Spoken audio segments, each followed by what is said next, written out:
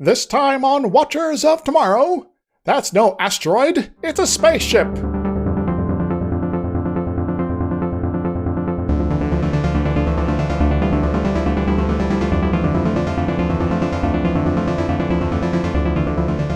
Hello everyone, welcome back to Watchers of Tomorrow, the sci-fi review critique show where we're putting the humanities back into science fiction. My name is Gib, and I am joined as always by my friend and co-host Dr. Izix.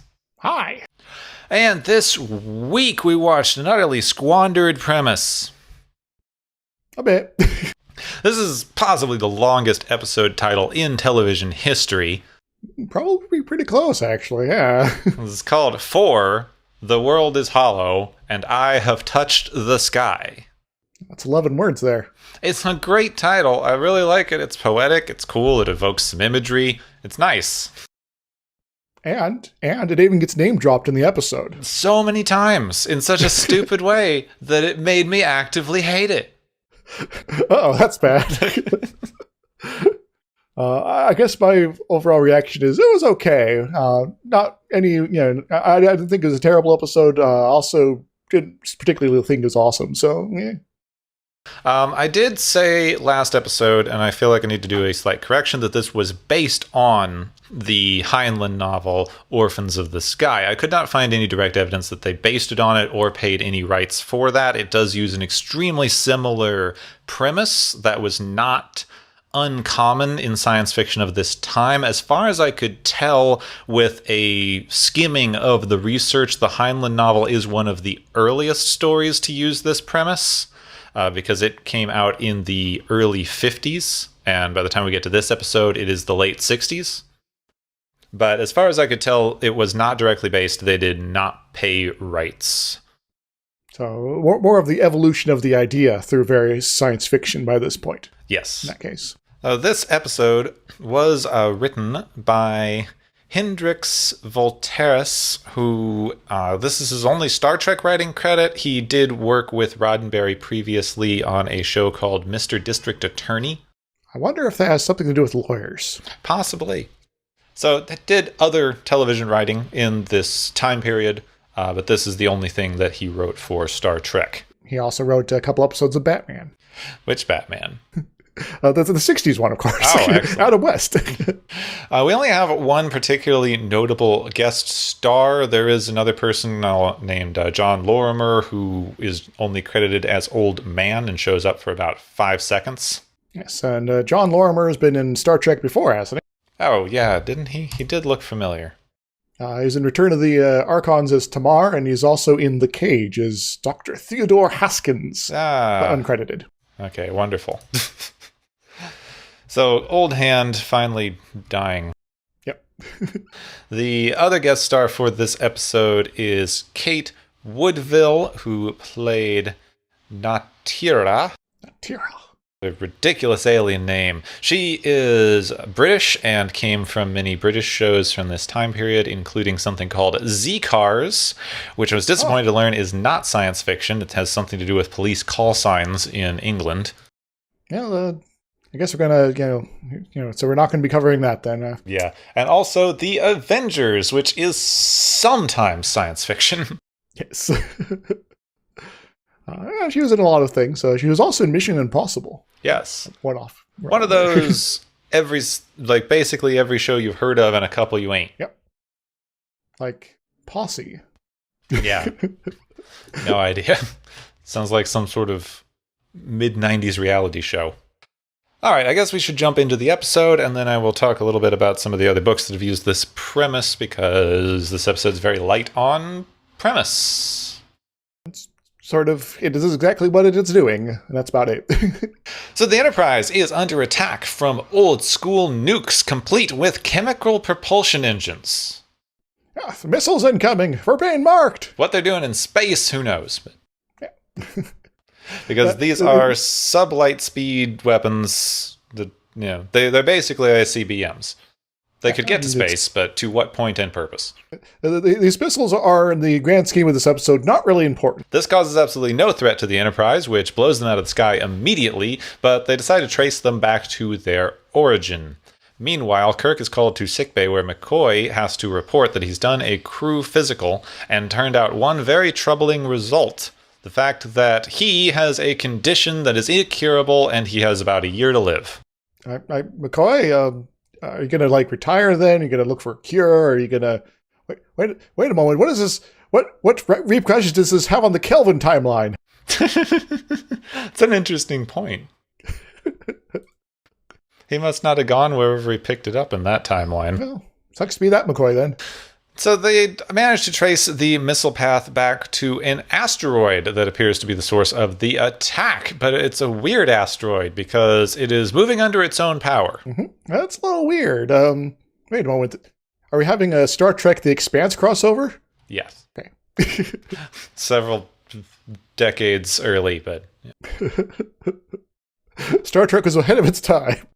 Spock's scans indicate that the rock is in fact a hollow shell that contains a ship that has been in space for thousands of years, and presumably all the passengers may be long dead. Well, it sucks to be them, but hey, free spaceship. To compound this issue that they've found themselves in, this asteroid ship is on a collision course with an inhabited world that's going to reach in about a year. Well, if we're going to be hijacking it, we might want to get up to it now as opposed to a year from now then. Yes, they're always diverting asteroids from smacking into things on this show. We're not going to necessarily interfere with the cultures of these planets, but we're going to at least maybe help them not just be wiped out randomly. I mean, at least that's better than some of the stuff they do later. Yeah. Like, you shouldn't interfere with the development of the culture on this planet, but if you prevent them from being blown up, no one would know. Is it really worrying about the natural evolution when something from outside the planet is going to come murder them all? Yeah, that's an interesting discussion to have. But not this week. So Kirk and Spock decide that they're going to beam over and see about correcting the ship's course. McCoy insists on tagging along despite his illness. And, also, if there's not supposed to be anyone alive there, there's not really a good point for have a doctor, I guess? No, not really. But he wants to go on more adventures, so I guess okay. They beam down to what looks like a planet, something that they even comment upon not making any frickin' sense. Yeah, that was kind of weird. Why in the world would you make a spaceship that's inside of a hollow shell that makes the inside of the spaceship look like a small planet? Well, maybe we'll find out.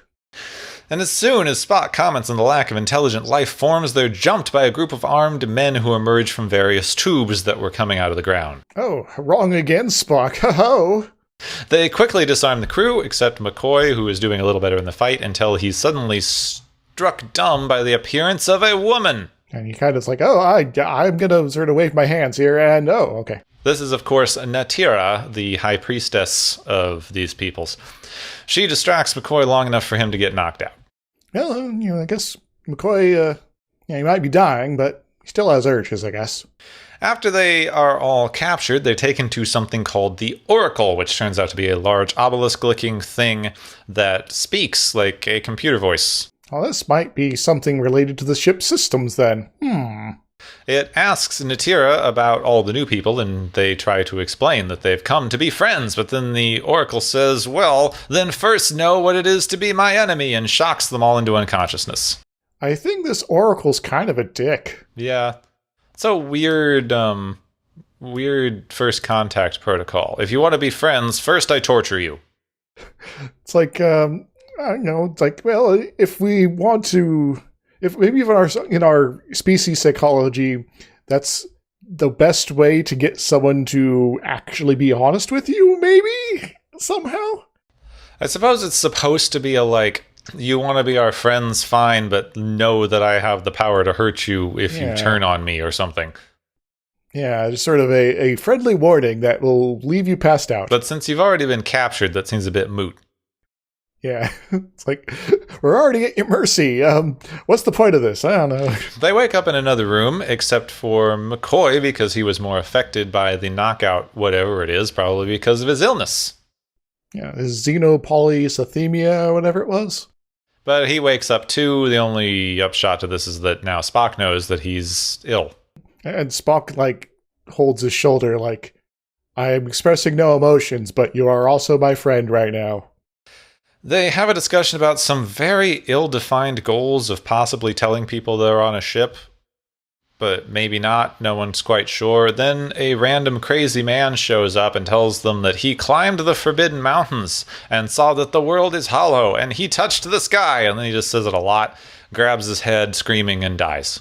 Is this how they greet everybody here? They first inflict you with pain and then have you watch an old man die? It's a weird culture. They go through a lot of old men. Well, I guess they don't get visitors that often, but, you know. They see that apparently the old guy had some sort of implant in his temple. It's a little red thingamajig sort of glowing under the skin or something. Natira comes back and orders the body to be removed, but is otherwise somewhat unconcerned because this man was obviously some sort of sinner.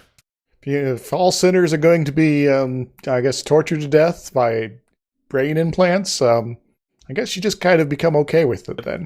And she tells the crew that the Oracle has decided that they are guests and are allowed to wander around and eat and rest all they want. Oh, well that's nice. That probably means we're not going to be tortured to death. That's good. Kirk notes that Natira seems to be very interested in McCoy and orders that he get close to her for informational purposes. Kirk, you're not doing it yourself this time? No, I guess she's not as interested in Kirk for once, for some reason. Yes.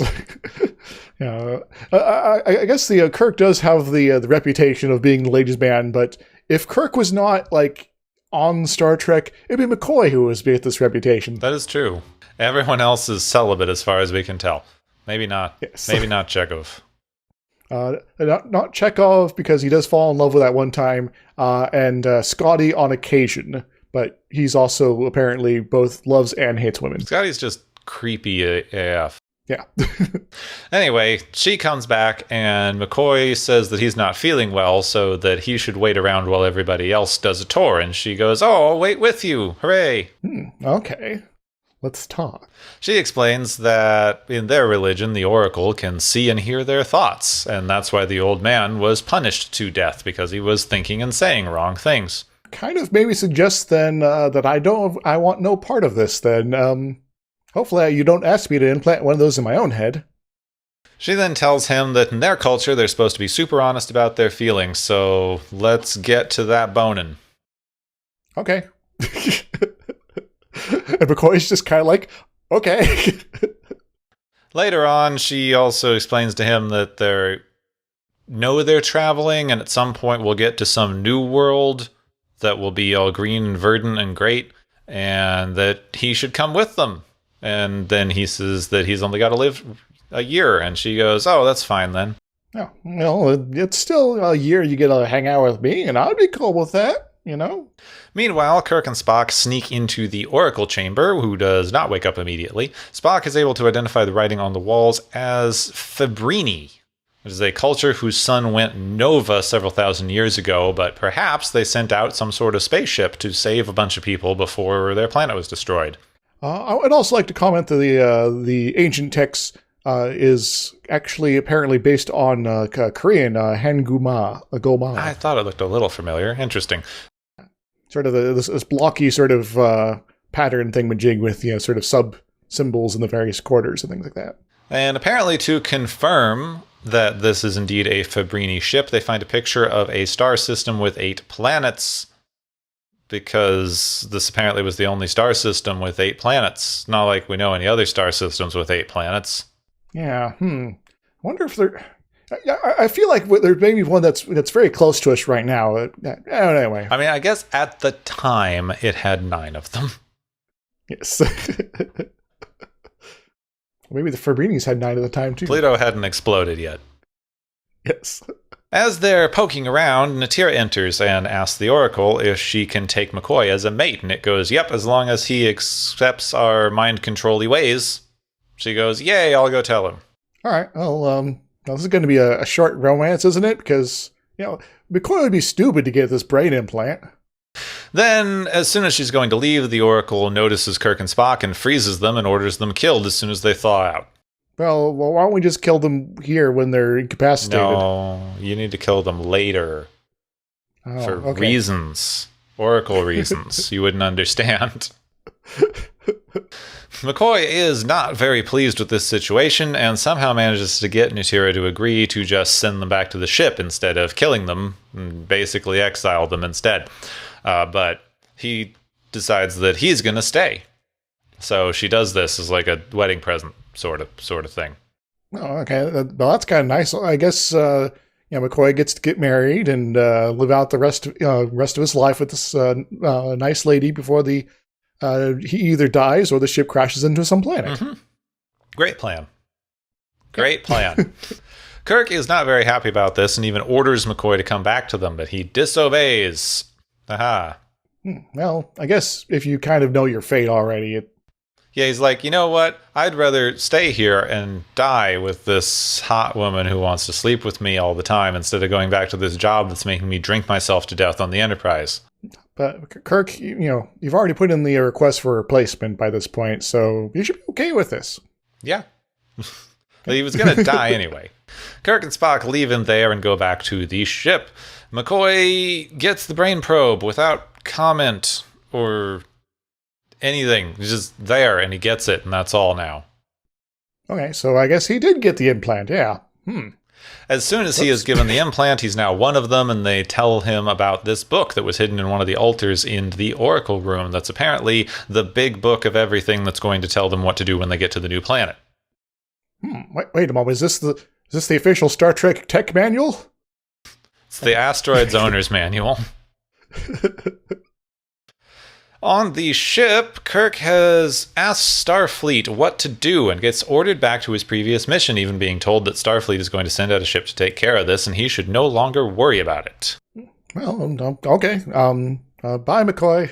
But no sooner is he off the phone with the Admiral, McCoy calls and tells them about the book. Well, I guess we should probably forward this to the other ship that's coming by. This apparently is enough to get him Oracle punished, and the thingy in his head goes off, forcing him to the floor, but Kirk and Spock decide that they're just going to beam aboard as soon as Natira is trying to get to them to save McCoy. She immediately gets grabbed by Kirk because she's upset that he was talking to them and then was going to die, because it's their fault that he thought crimed. She should also maybe be a little angry that they're not exiled anymore right now. Yeah, that possibly too. She has a lot of reason to be upset with them. Kirk grabs her away and lets Spock remove the brain implant thingy, which apparently saves McCoy immediately. That's all. Kirk yells at Natira until she, I guess, believes that they're on a spaceship, but I don't understand, because she knows that they're going somewhere. So apparently the only problem is whether or not you call it a planet or a spaceship. So this kind of begs the question, does she even know what a spaceship is? I guess not, maybe. But she's like, oh my god, now I know the truth. And she runs off to the Oracle room and goes, what is the truth? And the Oracle goes, there's many truths. Who's to say what's true, what's not true? I think you're hedging your bets here, Oracle. She's questioning it too much and tries to get brain implanted to death, but then the rest of the crew show up and remove her brain implant thing, same as they did with McCoy, and now she's safe, but the Oracle decides that now it has to turn the heat up in the room to kill them instead. So it could just sort of randomly shock people arbitrarily, but now it has to heat up the room to, cook them? Yeah. McCoy tells Spock how to find the book thing, and Spock frantically looks through the index. Well, it is a pretty big book, to be honest. It is. I mean, it's one of the only times that's like, oh, we have to find some information in this giant book, and we have very little time. Is there an index? And then Spock finds what they're looking for, just figures out that if they just push the middle of the Oracle for a long time, it moves and lets them into the control room. So you gotta tickle the computer to make it open up for you. There they find all the controls, everything's good. They find a fault in one of the vacuum tubes that is making the ship go off course, and they correct it and put it back under automated control. It's like this place was built with 1950s technology. Yeah, it is like that, isn't it? Also, Spock finds a database of super useful information that they collected from the old planet, including a lot of super advanced medical technology. Oh, this could potentially push forward, decades or even centuries. If we just happen to make a copy while we're here and, basically steal it from these people. Yeah, basically. It's a finder's fee. We saved your entire civilization. I guess maybe it's fair, I guess. Later, McCoy has been saved by this super advanced medical technology. Hooray! Wait, they knew how to cure this thing that Yeah, they're low-key winning up, apparently. I guess. And now, since McCoy's no longer going to die, and the ship is no longer going to crash into a planet, McCoy has no reason to stay. I thought you got hitched, man. Yeah, so he leaves. Natira says she's never going to leave her people, because makes sense, she's their leader. So they beam back to the Enterprise, and McCoy's slightly sad, but Kirk says, well, they're going to reach their destination in about a year or so, so maybe we can go meet them then. Oh, that'd be cool. The end. The end. And we've never heard about these people ever again. Nope. Also, what's the... I just cannot figure out the conflict that they are having on this thing. Like, they're supposed to not know that they're on a ship, but they know that they're on a planet that's small and moves and is going somewhere, and that people from outside space and who weren't on the planet can suddenly show up, and it doesn't seem to faze them. Yes. So what is it that are they're just bothered that you call it an asteroid instead of a planet? Sometimes the doctrines of particular religions are very particular about their what you call what. Well, I think we'll get to that later, because I do think that they were trying to make a weird indictment of religion here, but they did not show us a religion. They showed us an authoritarian dictatorship. With the trappings of a religion, but, plenty of, dictatorships do that in various, very kind of funky and different ways. So, yeah. Yeah. This is a system of control, not really a faith. But this one is a direct system of control. So you can manipulate faith into a system of control, and that is usually enforced through a certain amount of social structures that are set up around the faith. So someone says, I'm questioning this idea, and everyone around you goes, no, don't do that, it's great, all of our faith stuff says it's great. And then, your entire social support system is based on believing this set of things. This is, if you think wrong, you die. Yes. And everyone's just kind of okay with this. So it's a much more direct, top-down sort of control, as opposed to using the dynamics of the faith to, run the show. It's more, I guess it's using the religion as an excuse to do this thing, as opposed to the actual method of control. I suppose, yeah, but the religion is basically unnecessary at this point, because if you don't do what the thing wants you to, you get killed. So superfluous. So you either do it or you die. The faith bit is unimportant. I do kind of have to wonder if this is how the system started off at the beginning of their journey, or has this become some sort of avenue they've slowly angled towards? Because the controller system, the Oracle, is clearly malfunctioning because its navigation system is going off, but maybe that's not the only thing that's broken down. Maybe the whole the whole system's coming apart slowly, because it has been in space for thousands of years without anyone who knows how to maintain it. And that actually brings us into some of the other ways that this story has been used. The one that I am most familiar with, as I've said before, is Orphans of the Sky by Heinlein.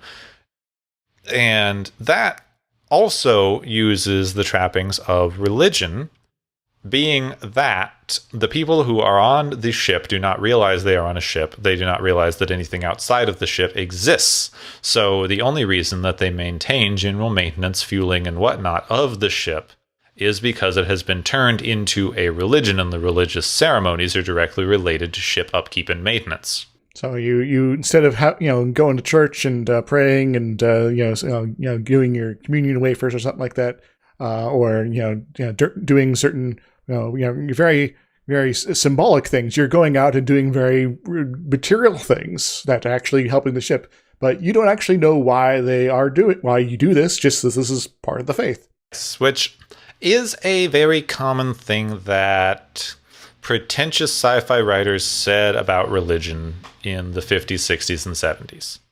That it is basically a pointless thing that people just do repetitively with no understanding of why they are doing it. Is maybe selling it all a little short. I won't say that I'm a religious person by any stretch of the imagination, but I guess I do also believe that there is more to it than just sort of the practices of the faith. And also, if you when you're looking at something like this, like, not to just nitpick the idea, because I see what they're going for, but you can't just rote memorize something like spaceship repair. You have to understand how the system is functioning in order to fix it when it goes wrong. You can do some very, very routine maintenance, but that would be about it. Unless, part of your system of faith is to completely manufacture new parts constantly and replace those out with the only slightly not working parts whenever, some special signs appear on the, in your, whatever your system is. Then you're going to eventually run into a situation where something goes wrong that your faith does not really have an answer for it. Sort of aside here, I have seen a few variations of this system a few times. One of the ones that is kind of coming to mind, I might be remembering this wrong, was actually from Doctor Who. Except instead of being a generation ship that's, between stars, it's actually a spaceship that's been crashed on a planet. And the whole, orthopraxical sort of mode came about because it would just take so long to repair the ship that they started developing this thing to sort of make sure the work gets done and so they could take off. And they didn't realize that they were done fixing it. So like, oh yeah, everything's good to go. And the doctor shows up and she's like, yeah, you guys can leave. So why haven't you? Oh, we can do that. That's an interesting premise. See, that's again the same thing of saying that the religion is holding them back from understanding what's going on. And even in this story, which didn't do much with this thing that they are pretending is a religion, the instant that someone from the outside tells them the facts of the situation, the religion is broken. Is not really how religion works. There's a lot more that goes into it as far as the psychology. There's the whole reason a lot of folks who talk about religion talk about this notion of faith, where it's sort of something the person has come to believe so strongly that they don't need evidence for it. And so you coming in here with evidence that contradicts it can be very easily sort of disregarded. It's like, what? This doesn't make any sense to me because my premises of how I see the world are very different from yours. So you're just kind of coming in here with this very alien concept and just doesn't come through. Well, they often don't have to be very different, right? Because the purpose of religion is something that's very up in the air and needs a lot more discussion than we would be able to give it here. But the general thing, and one reason that I am not a religious person, but I generally would call myself an agnostic, is because I have to accept that there are certain things that you just cannot know as a person, because there are certain limits to your experience and ability to perceive and know things, which is where religion comes into play. The general thing that we've had for a long time now, and an argument that I've gotten into when I was younger and was skewing more atheistic, is that religion and science are somehow opposite, but one handles a different thing than the other does. Science is very much about things that we can observe and measure and test. Anything that you can't test or disprove is by its very definition unscientific, because you have to be able to test and disprove things for you to use the scientific method on it. So anything in that realm is more on the side of either religion or philosophy, where you are not working with testing and disproving things. Exactly. Though there are some folks that would claim that their religion is scientific in some fashion, it usually comes from a not understanding what science is. That they assume that science is, is demonstration of truth, and since they have their truth to their religion, that they are on the same footing in the same realm. But that's not really what science is. It is about investigating the world and interpreting the results based on our observations. And we got to that with a lot of there were definitely some power struggles in both directions. The church earlier in the world had a lot of, financial and political power that they felt could be challenged by various things. But even more recently, a lot of people who are trying to prescribe to scientific thinking basically attack and demonize religion as holding it back. But most, if not all, early science was religious. especially in the Western world. Like, most early scientists were trying to prove religious things. They were trying to prove what was in the Bible or test what was going on. And we still use some of the basic ideas from that. Like, Newton and early physicists were not trying to disprove anything about religion. Their entire basic premise was, if God made the world, we need to understand how it functions. So, if you then know the world, then you will understand God. Yes, that was the basic idea for science in the Western world for thousands of years. In a, I guess, sort of interesting twist, the works of Aristotle were very popular for quite some time, to such a point that, to question them would be to effectively be questioning the faith of those who trusted in his results, and it's sort of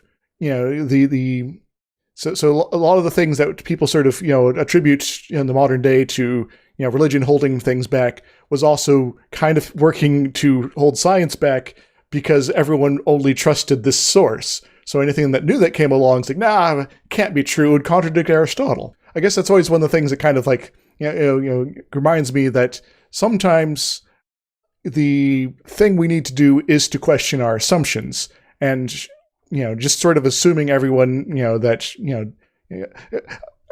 avoid arguments from authority, I guess, is maybe the lesson from that. Well, you still get that now, because how many times do you have, like, this is the study that we're believing this week, especially in, just for an example, something like nutrition, which is a very quick-moving, difficult-to-understand field of study that people want to take very direct real-world lessons from.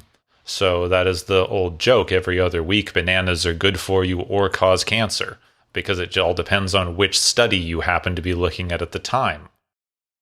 Yeah, well, they do have radioactive potassium, but Most people are not privy to the scientific discussion that goes on in scientific journals and the things that most lay people do not interact with, where you have these long-running scientific arguments between different groups that are both think their results are equally valid and are criticizing the way that the other found theirs. Yeah. So science is not this monolithic structure or idea or set of results. It is an ongoing discussion. So I've been in scientific field for a while. You have any questions for me as far as this stuff goes, Getwin? I don't think I do offhand. I don't know what would be a useful overview for people who maybe don't spend time like looking at random scientific studies online for research on different projects. So even though I have not been in the scientific field, I do have to look at studies and things for various research for a couple of things that I do. Well, I guess some general rules of thumb is there is unfortunately sort of a prestige thing with different journals that you get, where this journal is more likely to have good science in it compared to this one, but still the good journals can still have crap in them. So do be careful about that. Be I guess mindful that there are instances where there is some sort of long-running unspoken argument in a particular subfield or field that isn't necessarily going to be obvious when the things are reported on, or they're, once again, in publications and papers, that it is someone in the field will know what's going on here, but someone outside of it looking in will see this result and be like, oh yeah, that totally makes sense, despite it being more of a weird language game in order to get back at somebody else. This happens. It's kind of annoying. I once went to a dinosaur museum when I was a kid. That I forget the people's names right now, but there is this weird argument that's been going on for years about whether Tyrannosaurus Rex is a predator or a scavenger. And this museum was run by one of the two main people who was in that argument, and they had an entire section of their museum dedicated to explaining all the reasons that the other person was wrong. So yeah, there is perhaps moments of bias where you have to be sort of mindful of things. You also sometimes get complete kooks that get their papers published somehow. I've seen this a few times. It's more likely to show up in something like the archive with an X, where you don't necessarily have to actually publish, get through the full peer review process here. But I've also seen peer review papers that were just complete nonsense. And it's like, okay, this is an interesting idea, but if this is true, then the universe should be exploding constantly. I don't want to call out anything specific because I don't feel that I have anything useful right now to say about any specific group that has done this, because it's happened multiple times. But you have all kinds of things that come about because one person who was often deliberately misrepresenting their data for their own personal reasons puts out a study. A lot of people, find it and believe it and think it makes sense, and then that's it. No matter how many times it's refuted or changed or challenged, like, people have their one study. And what is, like, obviously you would have to dig into the scientific literature a lot to understand what's going on with some of that. So to most people, there really isn't a significant difference to believing one study over another, aside from the fact that this group told you that it was okay and this group told you that it wasn't. If that you're only sort of able to get it from this very top level stuff, then it kind of becomes a us versus them sort of dynamic, and that could lead to all sorts of trouble when there is some very good reason maybe you should listen to the other side. Yeah, especially with the way we do science reporting, which is something we've talked about before on this show. Like, why should you, just because this person's, like, this one group of scientists is saying that this study is bad, but, like, some of their studies are said to be bad by the other people. Who are you supposed to believe unless you are versed enough in what you're looking at to be able to read the original studies? I guess in that particular instance, to take a step back and, I guess first question if there's maybe some sort of larger dynamic here that's not super obvious, because it might not be the argument might not be about who's doing the better science. I guess the classic example of this is climate change deniers, because there's the folks that study climate change and it's like, yeah, this is a real thing that's happening, and there's people that create studies that are completely paid for by the oil industry, but they do their best to make it look like a legit study. So someone from the outside looking at it won't be able to tell the difference from the other side. But if you were actually in the know, you'd be able to tell quite easily here. So you have to sort of, if you're not willing or able to get into the nitty gritty of these things, taking a look and see if there's these larger dynamics at play, especially if someone's getting paid. Which is, I guess the inverse of this has also been attempted to smear, people that say climate change is real. But I guess the easy comeback is that, these people are the ones that are struggling. They're the ones that aren't getting paid very much at all while they study this stuff. Well, the other side is like, yeah, we got another $1 million study coming in that will get basically just a copy of the last year's paper. Yep.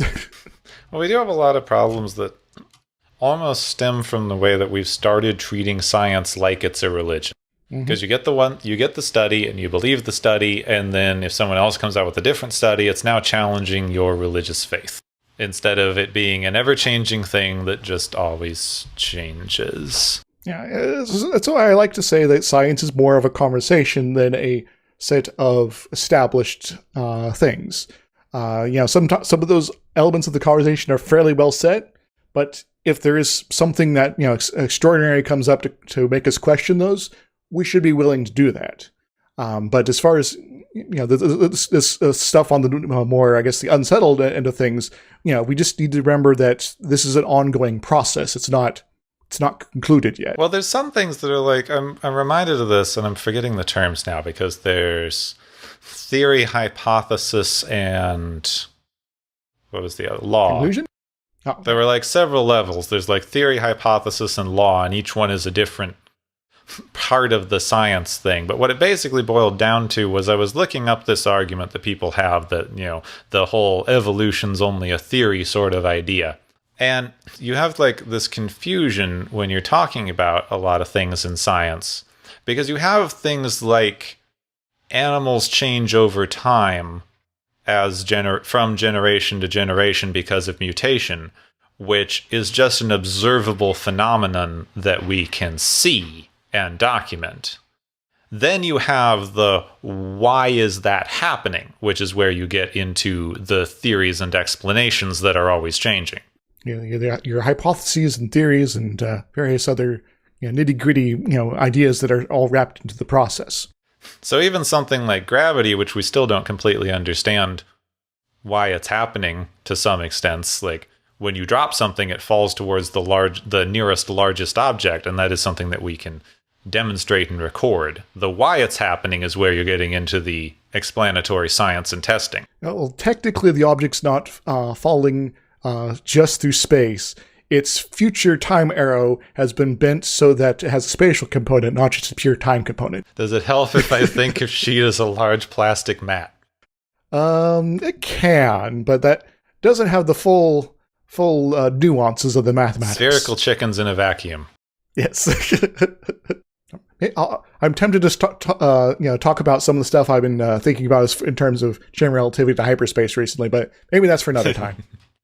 Well, I didn't necessarily mean us to get into the big science versus religion discussion, but it's been annoying me in science fiction from this era how it's just let's have an indictment of religion and that's fine. Especially with how everyone talks about how great Gene Roddenberry was in this area of Star Trek because he was a humanist. I'm cool with people being humanists. I'm cool with it too, but it doesn't make you some kind of god. In fact, it shouldn't. Given you don't replace one kind of god with another. I mentioned earlier that maybe in this episode the religion that is as it is presented has evolved in some fashion, and that's maybe something to maybe touch on as far as the real world and how religion has sort of evolved over time. One of the things that I've been sort of picked up either through my own observations or through taking classes is that a lot of times the early sorts of religions sort of started out as, okay, we're gonna kind of have some things that will both explain the universe, but also maybe keep us from eating this thing that's going to kill us. Which is, it's very practical sort of stuff, and like don't eat shellfish sort of stuff. It's like, yeah, if we don't know which ones are going to kill us, that's maybe a good thing to avoid. And so you get sort of a set of rules and things like that. Some of them are very hands-on and practical that have now been sort of codified, and over time they get sort of expanded or evolved or whatever as various incarnations of religion push forward. And there's a process that has been sort of observed from in multiple different corners of the world that sometimes it takes in very similar directions or completely different directions as far as how the faith from very ancient eras has kind of turned into what it is in the more modern day, and so it's sort of interesting to think about these processes and the motivations that sort of encourage them. Then sometimes there's a moment of that there's a big need for reformation sort of needed in what's going on. That's very a political and social thing, but it comes about due to a religious aspect. That someone, that there's a power structure in place that is unkind to some group of people, and because a religious leader comes forward and sort of organizes the people that have been disaffected, they now start a new faith, and they then are able to use that faith to overcome the power structures that are present in that part of the world, and then expand from there. That's kind of basically how Islam got itself started. There was a very tribalistic social structure going on in Saudi Arabia at the time, and then this new force came together with this sort of unified community where they were sort of treated as their own tribe, but it was also a group that was able to recruit others from the other tribes in order to sort of expand their numbers, and soon everyone was kind of on board. And so instead of this very disunited and at odds situation, the society, suddenly you have a more unified caliphate, which is the early community there, and so I guess it's very sort of interesting to me to sort of think about these changes and how they evolve and sort of what motivates them, and how they've affect religion as opposed to just religion affecting everything else. I do think that that's a really interesting place to go with things like this, and it is an interesting thing to look at in this type of story when you have a very weird, isolated situation and you're looking at the social structures that evolve within it. The main problem that I hit with how they were presenting it in this episode is this central control idea, because you can't really even think about it as the society evolved and the religion changed over time to better represent what was going on within the society and whether that was a good thing or not, because it's all directly dictated by this computer. So you could say something like, well, the computer is malfunctioning and changing, but then it's basically just saying that your leader is starting to go crazy, but you still have to do what your leader says, which is not really an interesting or useful thing to examine. It's like, well, okay. Don't give an unstable person the power of life and death over every person in a society. I think that's a pretty valid point, but it's not a particularly interesting one. It's fairly self-defining there. Maybe it's one that we need to hear more often, though. But yeah, it's not a very interesting story at the end of the day, so I have to agree with you. So I think we got to some interesting things with it, but overall, this was too ill-defined to be able to figure out what they're trying to tell us with any of this. They don't know. We're not sure whether they're supposed to know they're on a spaceship, whether they're supposed to think there's a world outside, why they're not bothered by people coming from the world they don't know is outside. Where do they think they're going? Also, aren't they going to the planet that they were going to crash into? Because they were going to crash into it in 360 some odd days, and then they say they're going to get there in 360 some odd days. But there's already a lot of people there. Yeah, that would be an interesting place to go. Of like, if you sent a generational ship off 1,000 something years ago, and then by the time you got there, the uninhabited planet you were aiming for has a full functional society there, and they don't like you much. This is actually an idea that kind of comes up with to question the idea of generation ships. That if you send a generation ship out, and it's going to take you, say, 300 years to get to its destination, but during those 300 years, someone makes a big breakthrough, and another ship can get there in 20 years. And so you arrive there, and maybe centuries have passed since this planet was settled, and they don't have the room for you now. Try not to curse too much on the show, but not picking them up on the way was kind of a dick move. Maybe it's a issue that if they were to intercept, they'd have to speed up and then slow down and then speed up again, and that would be too much fuel use or something like that. Or maybe they did like a holly hop drive. Just blow them up on the way by accidentally. I mean, by the time we get anywhere, we are going. I don't know. What's the closest? The closest planet is what? 30 some odd light years. Not like the closest near Earth planet. There's. I know that I think Tau Ceti has actual planets. How far is Tau Ceti from Earth? Alexa. There's also Epsilon Eridani, I believe, has at least one planet. Tau Ceti is about 12 light years, it looks like. All right, so it's going to take you 2,000 years to get there, and then the information that you have from that planet is already 12 years out of date because you were looking at it. I knew that Tau Ceti had a bunch of planets around it because, for Stellar Renaissance, I actually looked that up because that's where you guys started off. Hooray, something most of our viewers are not familiar with.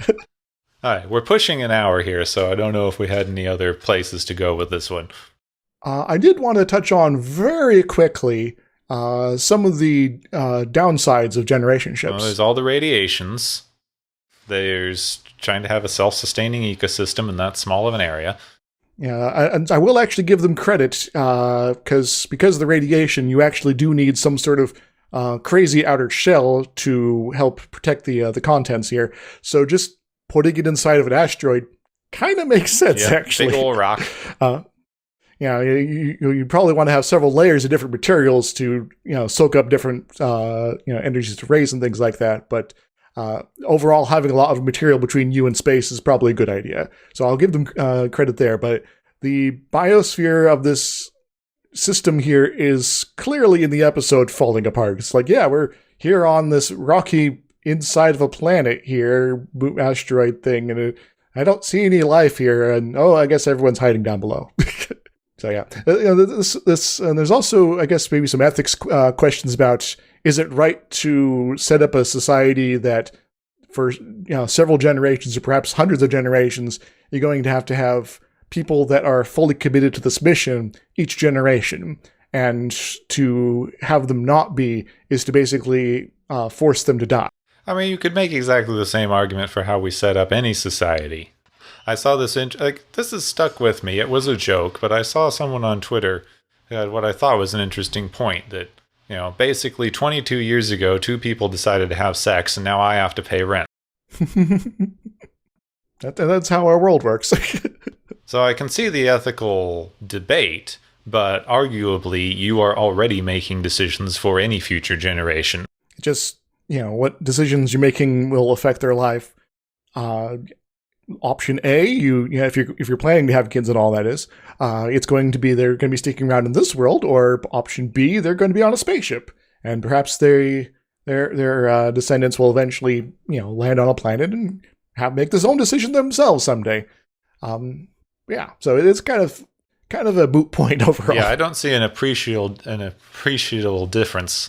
Maybe the ethical question is, is it right to put the spaceship through all this trial and long distance travel? I mean, you'd have to be very, very sure that a spaceship like that was going to get anywhere, because you do have that, are you dooming a bunch of people? How much general risk are you willing to put this society through? Though we also make that decision for a lot of people. Some of this, though, has encouraged the ideas of sort of different modifications for this. For instance, instead of sending actual people, you just send a bunch of robots and genetic library. And so they artificially grow the people on the far side, and suddenly you have a colony that has no specific memory of their homeworld, or really any social connection except through the materials that were provided with. And if it fails, then you don't have anyone die in the process. You just lose a bunch of genetic material. Another option is, of course, the sleeper ship, where you put everyone in some sort of hibernation or something like that. And, so the maintaining biosphere isn't really necessary. Just you have to maintain the ship systems, but still you have to worry about things, surviving that long. Well, that one doesn't have any particular ethical concerns at all, because the same people who get on the ship are the people who get off the ship, and they made the decision about how dangerous they thought it was at the beginning. Exactly. So you're not dooming some unknown generations, several centuries down the line to an uncertain doom because you messed up, with a mathematical conversions when your engineering project. It's just going to be you instead. I mean, overall, we do have this thing, like a generational ship is the only way that we could reach some of these distant planets, so it's interesting to look at. And then we also have the general of, why would we do such a thing? We don't like our neighbors here. Are we going to like our neighbors better there? Maybe. Well, maybe it's a thing where it's like we can choose our neighbors there. All right, you and you, let's go colonize a planet over here. And yeah, to a certain degree, as our society on Earth develops, there might be instances where there is a minority group that is like, all right, our way of life is falling apart because we have to live in this greater society, so we're going to leave, and please don't follow us, sort of stuff. Which I believe The Expanse, has that with the Mormons. Like, yeah, we're trying to have lots of kids, and we're not allowed to do that anymore, so we're going to skip out. The one often questions how they got that much power and influence to be able to accomplish that. The Mormons came out west originally because we were doing a lot of the western expansion stuff, and they were just part of one of the groups that we wanted to get rid of. Same with the original colonization of the Americans by Europeans and the original colonization of Australia by Europeans. We're going to set up a prisoner colony over there and send people over, and we're going to send some pilgrims to New England because we don't want them, muddying up our religion here. So I suppose that makes StarCraft the most realistic of these off-Earth colony things I've ever seen, where we just tried to ship off a lot of undesirable people and they randomly crashed somewhere. That's kind of weird to think about, actually. StarCraft, the sociologically more accurate science fiction. Well, if you look at our history, it is the only reason we have ever colonized anywhere. If we're not colonizing, we're just showing up and exploiting people that are already there. Well, we do both. That's more of a taking over as opposed to colonizing. 6 of one, half a dozen of the other. Yeah. Anyway, I think I'm about out of topics here. Got anything else? No, and I think this is another one of those ones that they didn't give us anything, so we talked about whatever we felt like. Yes. It happens. But now I think we're done with that, and it's time for the Galaxy's favorite game show! Woo, yay!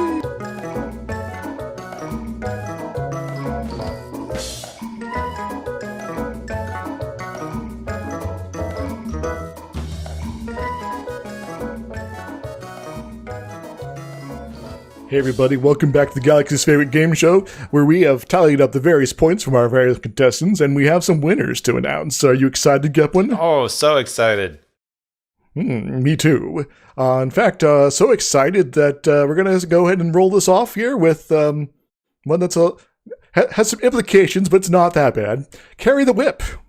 Because when the problem comes along, you better whip it.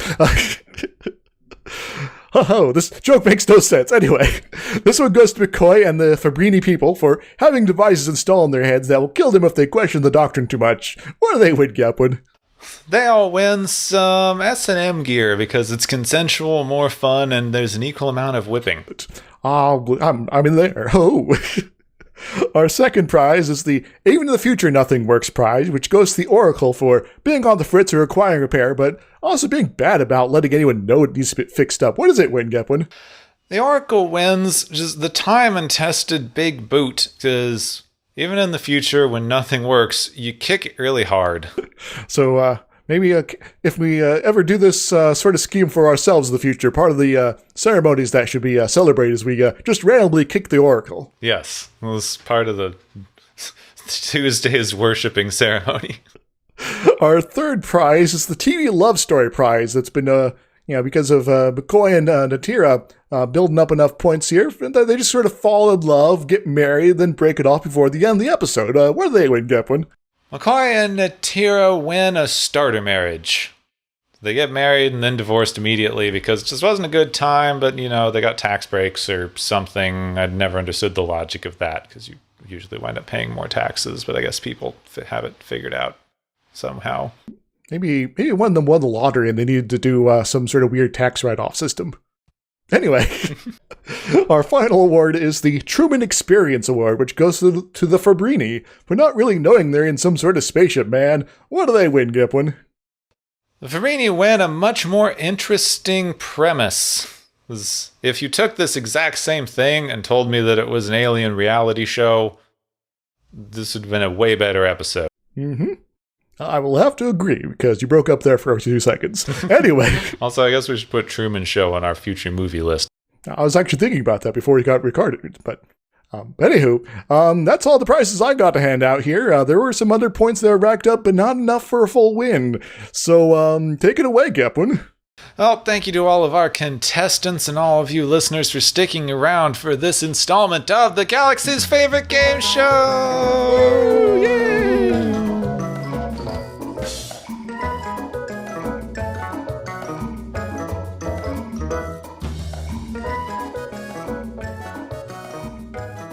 Hey, next week we got something that I've heard of. Heard of? Yeah. So is this more Star Trek? Never seen, but it's one of the more famous episodes. Indeed. After that is one of the most famous episodes for a bad reason. I've heard of that one for bad reasons. Let's just think about next week for the moment, though. I recall the next episode has us meet the Defiant. Yeah, the next episode is the Tholian Web, which, yes, they do meet the Defiant. We're going to have Cisco. Wait, no. At least they do in the alternate history mirror universe thing they did in Enterprise. I can't remember much else of this one. Oh, there, USS Defiant. There it is. we're not going to be doing a DS9 classic Star Trek crossover, but it just happens to share a name, So yes, Tholian Web, one of the more well-known episodes, possibly because it has a short title that's easy to remember. Mm-hmm. Other than that, I know absolutely nothing about it, other than it involves a Tholian and some sort of web. Everything that I know about this episode is from the reference they did to it in that one Enterprise episode that I mentioned a minute ago. Yeah, and I perhaps know even less because I've not seen that episode. So, Tholian webs. Yep, something about the ship being trapped by crystal dudes, crystalline thingamabobs. Crystalline entities, oh no! Yeah, who make some sort of shrinking net majig around the ship. I do not know how they get out of it or any other particulars, but I guess we'll find out what in the world's going on with this next week on Watches of Tomorrow. Next time on Watchers of Tomorrow, let's check out the Tholian's website.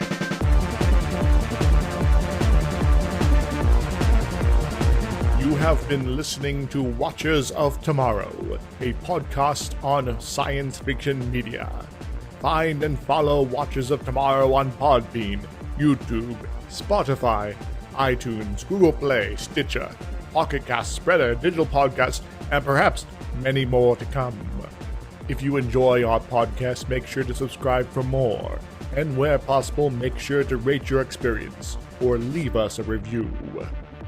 You may find Gepwin on youtube.com/Gepwin and Twitter @Gepwin.